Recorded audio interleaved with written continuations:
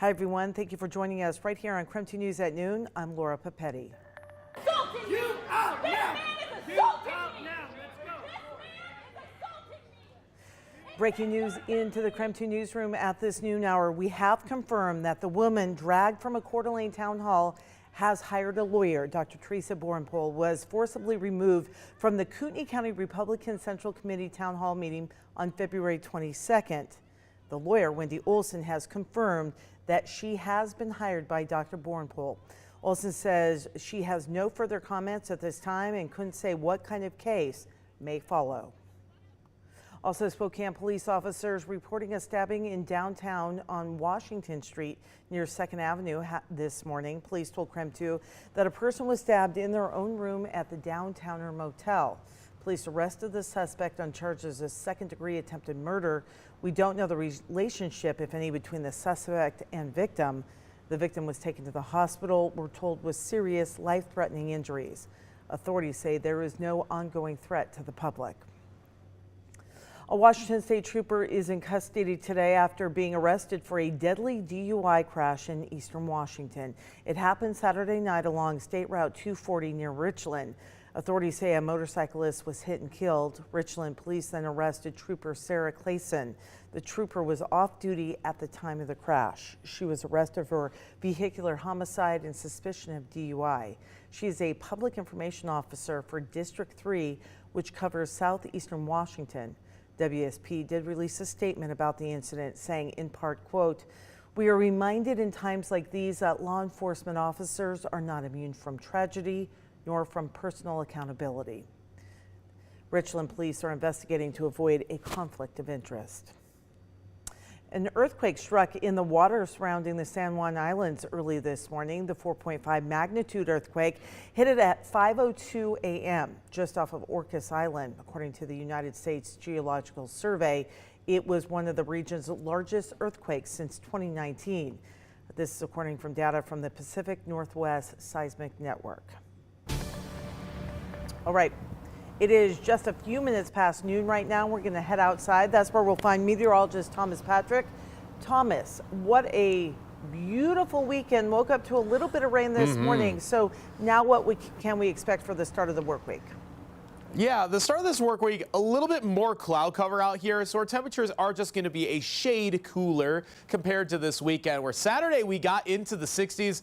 Saw plenty of people on their motorcycles for the first time this season, and I bet it was super enjoyable. But today, a little bit cooler out there. We're at 45 in Spokane, 45 in Spokane Valley, but all the way up to 49 being reported at Whitworth University on the north side of town. So we still crack 50 degrees for today, but it will be dependent on if the sunshine can find a little bit of purchase in between some of the cloud cover for today. So it will feel just a little cooler, but honestly not bad as I stand out here right now. And there's not really much happening across the region. You say rain, but it really was just a mist out there this morning. Enough to get the ground wet in the early morning hours, but since then it's really dried up. If anything, there might be some sprinkles in some of these clouds, but honestly, it's mostly fair weather cumulus, maybe just the occasional sprinkle or spritz of water out of that, but nothing major whatsoever. So today's high temperature is a little bit cooler, especially for North Idaho, where it's going to be a bit cloudier, but still plenty of warmth over central Washington, where that sunshine is going to find, again, more space.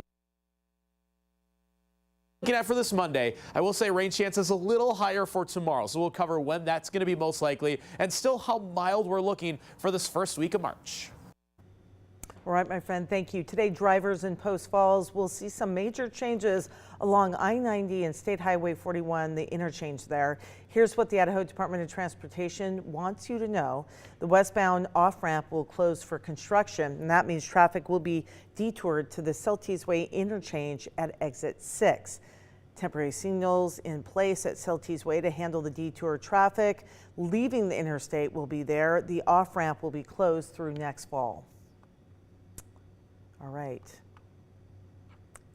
And we're going to check in on some traffic lights that are coming to the Spokane area. Well, I'm standing on Green and Mission right now, and there's been a pretty steady flow of traffic since being here. Now, the city of Spokane says out of the 240 intersections that are signalized throughout the city, this one has been in the top 10 for the past several years due to collisions. Sergeant Teresa Fuller told KREM 2 the 2 new cameras will be facing northbound and eastbound directions on the intersection of Green and Mission. She says the intersection has a large volume of traffic, with Spokane Community College at the intersection and Chief Gary Park just a few blocks away. And not far from the intersection, a 2022 city report found that about 19,000 vehicles per day on Mission Avenue near Magnolia Street were driving in the 85th percentile of speed. The city details that's about 4 miles per hour over the speed limit. We're putting a camera as a much safer thing for everybody, because then it catches all the violators. We're not having people run red lights to try to catch red light runners, and it just adds some overall safety to the intersection. Could help once the north-south corridor is finished to alleviate some of that, but in the meantime, the thing to do is probably put a camera there and have people stop running the red lights. Sergeant Fuller also says no taxpayer dollars will fund these cameras. This project comes out of the Safe Streets for All Fund, which falls under Mayor Brown's Safe Street Structure legislation.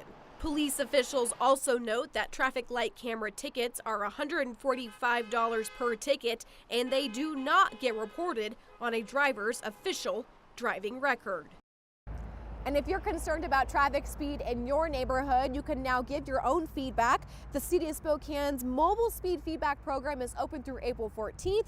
This is when the program places mobile speed trailers throughout neighborhoods by request, and these trailers will not only collect drivers' speed data, but will also show the drivers their speed.